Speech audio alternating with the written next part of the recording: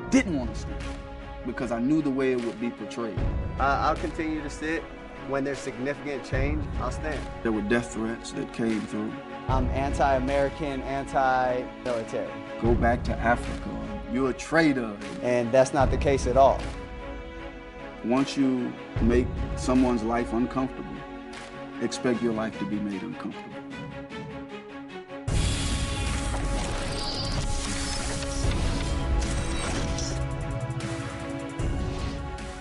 Welcome to Outside the Lines. I'm Ryan Smith, sitting in for Bob Lee.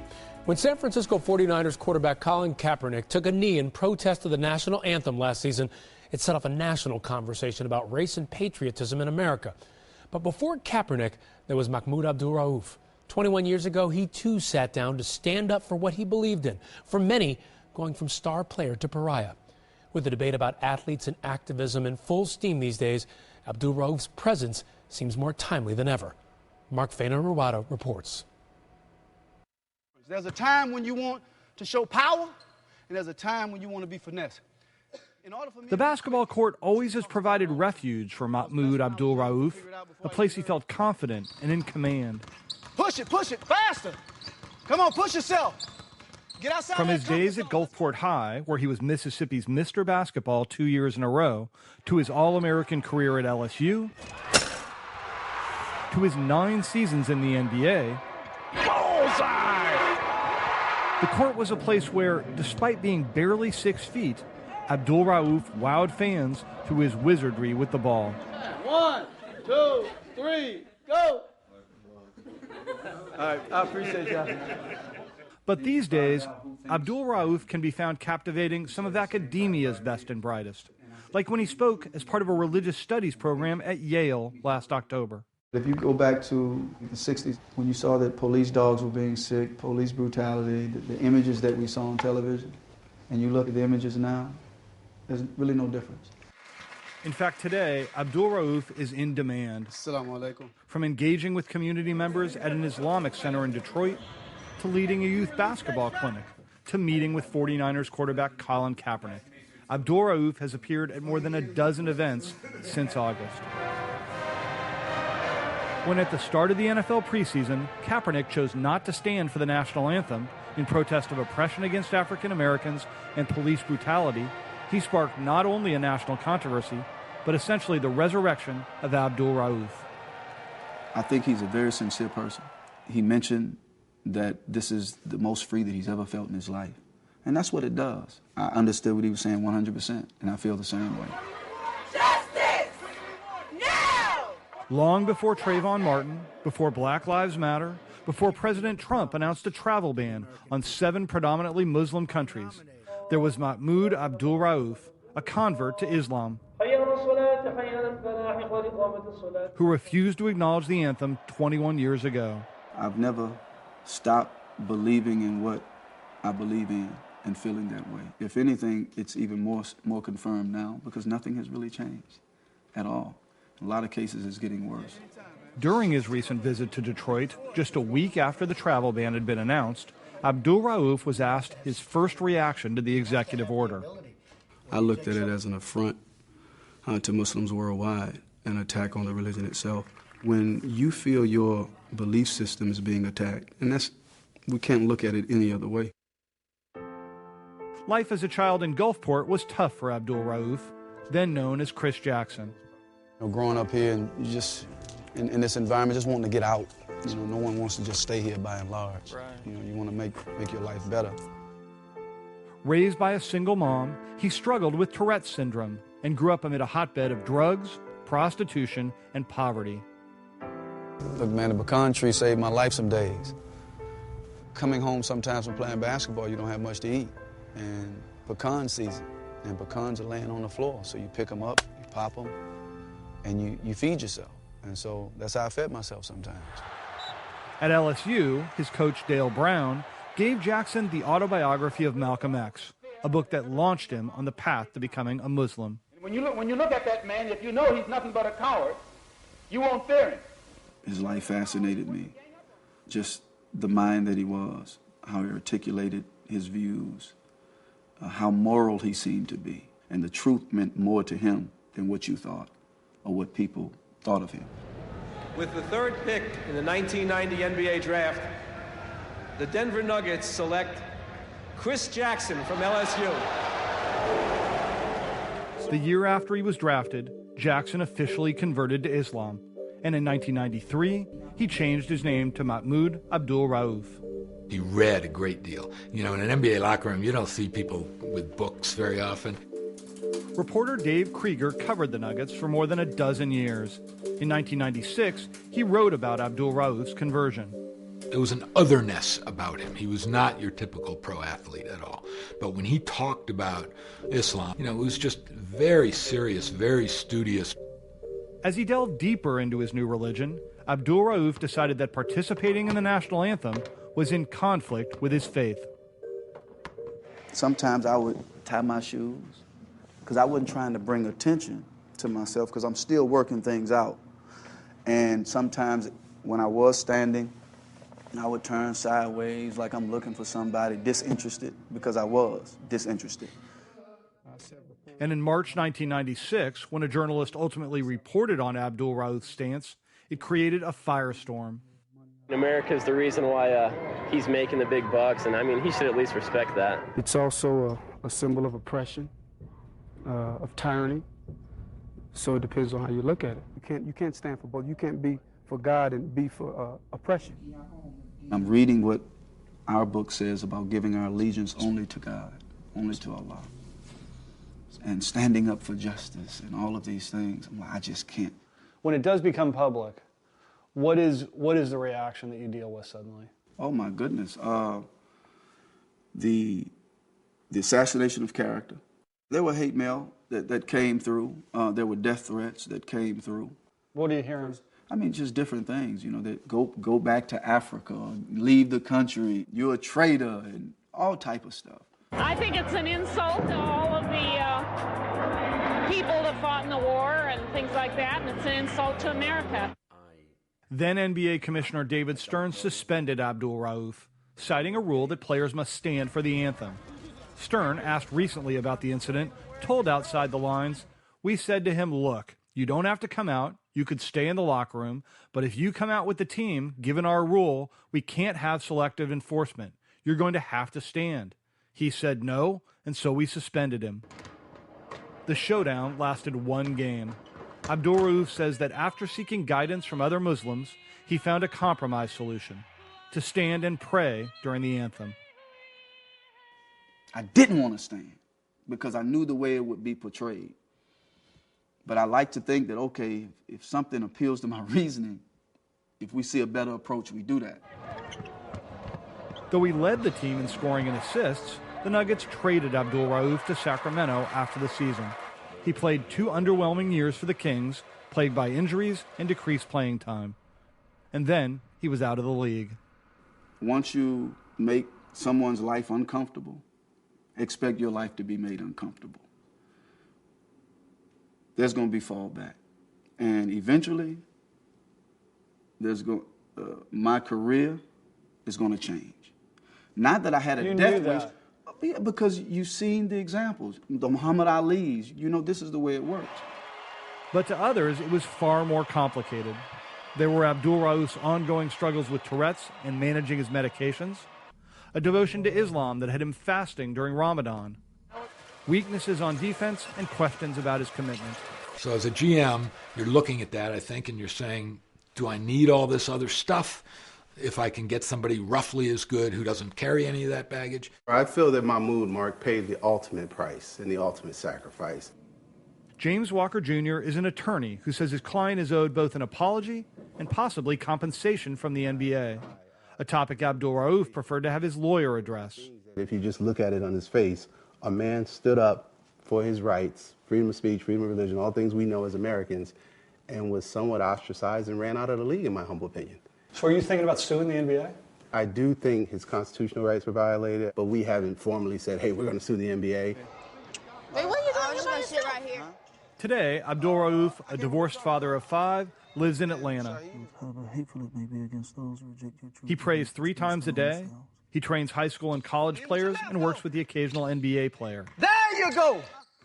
Still demonstrating the speed and flair that carried him to a pro career.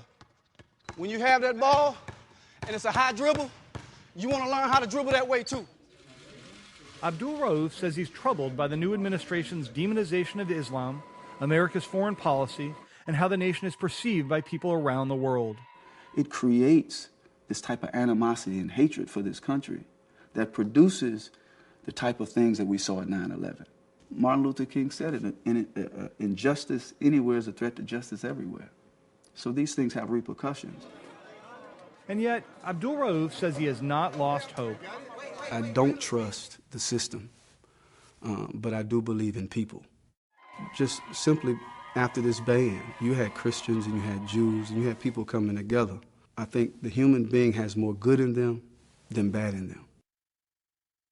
When asked for comment on this story, NBA spokesman Mike Bass said, "We would welcome Mahmoud's involvement in the work we do with our NBA legends on community outreach and social responsibility." And if you thought Abdul Rauf still looked like he could play, well, you're right. Recently, it was announced that he will be part of the new 3-on-3 Pro League this summer, featuring several former NBA stars like Allen Iverson, Latrell Sprewell, and Chauncey Billups. All right, well, let's welcome in Jalen Rose, our ESPN NBA analyst. You should be in that 3-on-3. No, I'm 10 years retired, officially, and happy about it. Well, what's interesting about Mahmoud's story is that game where he took a seat, you were at that game. You were on the Nuggets. Describe what it was like for you seeing your teammate take a seat when everyone else was standing. Well, first off, he was a mercurial talent. He could dribble, pass, and shoot. He was only 6 foot, 165 pounds. He was really quiet. He was measured. He was disciplined. He just so happened to have Tourette syndrome that he was dealing with as well. So every move he made was calculated. And we understood long before the media grabbed hold that he was actually taking this stand, that for whatever reasons, in his case, religion, he felt like he should not honor the United States flag. So you know this was coming? Absolutely. I talked to him about it way before it actually came for public consumption. And the thing I appreciated about him, though we came from similar backgrounds in a lot of ways, his religious beliefs were different from mine, but that's what makes him special. That's what makes our country special. So I appreciated where he was coming from, respected where he was coming from, and as a teammate, I made a subconscious decision in my mind to stand behind him, literally. Not necessarily that I believed in what he was doing, but I supported my teammate. Immediately after he sat down, he faced venom. We saw recently Colin Kaepernick faced a lot of venom for his stand. How difficult is it for a player to take a stand, do you think, then as compared to now? Or is it more difficult or less? It's more difficult then than it is now. Here's why. Because it's always tougher to be the pioneer. And he was the first to do it at a time when it clearly wasn't popular. And ultimately in our country, when you're an athlete, people want you to just shut up and play your sport. Like you're not a taxpaying citizen, like you shouldn't have an opinion of what's going on in the country. So for him to politicize his personal beliefs, the first thing people are going to say is what? Well, you're making so much money playing basketball. Well, that doesn't necessarily take away from the fact that he feels strongly about something, and he should be allowed to take a stand, and or not in he or Colin Kaepernick's case, because that should be what makes our country great. What about social media, though? Because back then there's no social media. Mahmoud Abdul Rauf does what he does. You hear media talking about it, other fans maybe. Now Colin Kaepernick takes his stand, and you got millions of people coming at you on Twitter. I mean, to me, is that tougher to deal with? I think it was tougher for Mahmoud. Here's why. Because Mahmoud's stand, in my opinion, this guy was Steph Curry before he was. I mean, he competed in a dunk contest. He was an immaculate shooter. He was a great three-point shooter. He could stop on a dime and pull up on a J against anybody. But a couple of years later, after leading the team in points and assists, he was out of the league. The difference nowadays in Colin Kaepernick's case, you now get a chance to not only hear his story, but hear the story of so many people that may disagree or agree, but understand that he has the right to express it. Mahmoud didn't have that right. Colin Kaepernick still has an opportunity to play football in the NFL. Mahmoud didn't have the opportunity to play long in the NBA after he took his stand. That's an interesting point when you think about that. Let's bring in Mike Wise as well, just joining us right now. Mike, give us your take on this because, you know, you talk about the difficulties of athletes. They have something to say. They want to say it. But is it more difficult then as opposed to now to speak your mind if you're an athlete?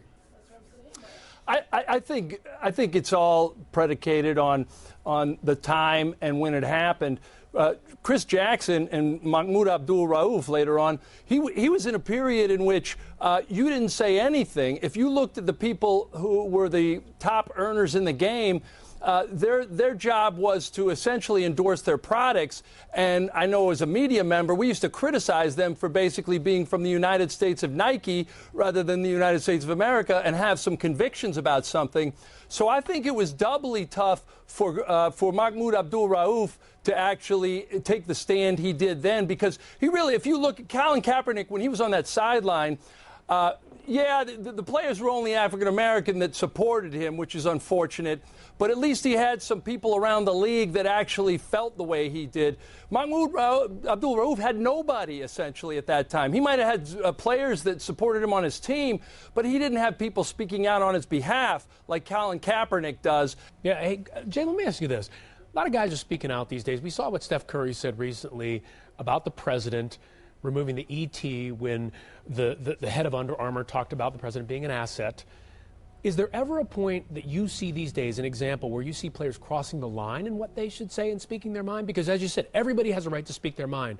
But does it ever go too far for you? It doesn't. You stand for nothing, you fall for anything. And just because you get a paycheck, that doesn't devoid your opinion or your opportunity to share, especially if it's positive or if something that you have conviction about with others. That's what this platform is about. It's more than just scoring baskets. It's more than just making your money and going and living in isolation, because a lot of players could do that as well. So for those that choose to give back to their community, to those that choose to have an opinion on socially and politically conscious things, be knowledgeable about what you're talking about, however, I definitely support them having the opportunity to do so. Mahmoud Abdul Rauf and his lawyer talked about this in the piece, that he wasn't doing so well in terms of his skills, and because of his public persona and statement, it made it easier for the team to let him go. What about the guys who aren't the superstars? What measuring stick do they use for whether or not they speak out? And I'm glad you made that distinction, because he made that distinction and he made his choice. Colin Kaepernick is in the exact same situation. He wasn't the starting quarterback. They could have released him. He could have been out of the NFL this year. And for athletes, your platform becomes just that. It could be something that you use to speak for the voiceless. I choose to speak consciously, as well as I'm the founder of a tuition-free public charter high school. Now, there are so many people I feel like, man, I wish they would have been able to do that. Why didn't people who are more accomplished, have more celebrity, put themselves in a position to give back to their community? Then I decided I'm not worried about who isn't giving back. I'm going to do the best I can to be a positive influence. Focus on yourself. Absolutely. And I applaud those that have an opinion. It's okay to have an opinion. Just because I can shoot a basketball, that doesn't muzzle me.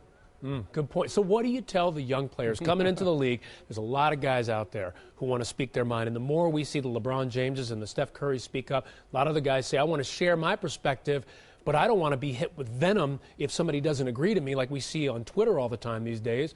What do you tell young guys coming in? It's no different from working in the media. Well, you can have an opinion, just know what you're talking about. And also believe in what you say. Don't just say it because it's the flavor of the month. The people can see through phony. Mike, what do you think?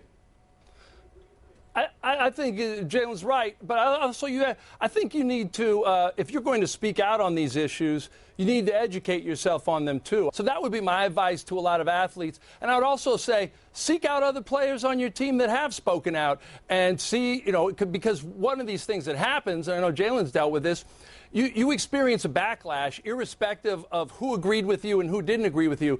And there's going to be that set that just wants you to be an athlete. I can't imagine how many fans Colin Kaepernick lost.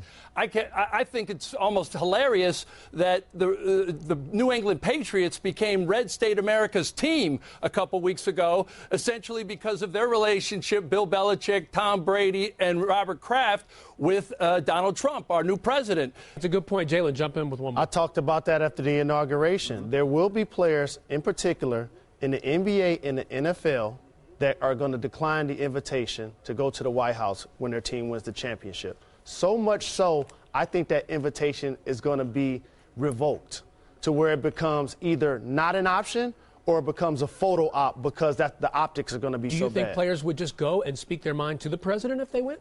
The problem with that is you now get almost like a Charles Oakley type situation at a New York Knicks game when you're at the White House and you want to say your opinion. You think that would happen? Absolutely, because we've seen this happen. Was it Craig Hodges, for example, that went to the White House as a member of the Chicago Bulls, had something to say to the president. Lo and behold, a couple of years later, he was out of the NBA. This happens. All right. Jalen Rose, Mike Wise with the Undefeated. Thank you so much, gentlemen. Appreciate it. Thank you. Appreciate it. All right, for more on Mahmoud Abdul Rauf, who gained notoriety for protesting the national anthem 2 decades ago, check out Mark Farnerada's profile on ESPN.com.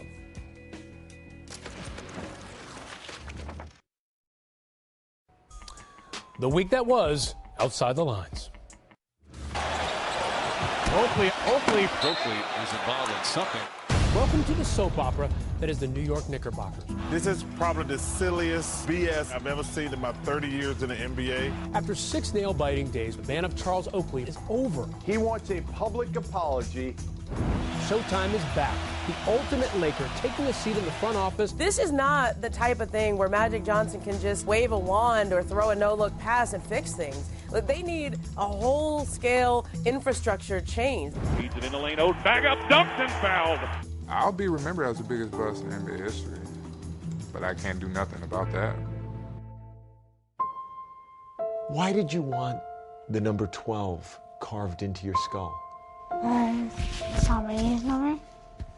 Hey Logan, Tom Brady here. I just want to let you know I'm a big fan of yours. Keep fighting like you have been your whole life. That was Tom Brady's message to Logan Schoenhardt in the midst of his battle with brain cancer. Sadly, that battle came to an end last night. The disease might take my son, but it never broke him. Never. Producers have a book and a movie in the works that's expected to detail Tom Brady's comeback win over the Atlanta Falcons. Casting is everything. Let's start with Brady. Who is more perfect than this guy? This story just wouldn't be complete without the coach, the man in charge, the general himself. Who could rise to that level? Oh, yeah. Hi, this is Maury Moreland Morrison, here to tell you Geico has more than just great savings. Much more. Geico's been around for more than 75 years, back when they were using Morse code. Sorry, that's just my sense of humor. What's more, with Geico you get 24/7 access to licensed agents on the app, online, or over the phone, so you can talk to them at night or in the morning. So forevermore, just know that no other auto insurer has more than Geico. More power to you. Geico. Expect great savings and a whole lot more. A great one for you coming up in the American Conference this afternoon, 4 Eastern on ESPN. UConn taking on Temple in Philly. You can see it on the ESPN app. Well, that's it for Outside the Lines for today. I'm Ryan Smith. Coming your way next, the Sports Reporters.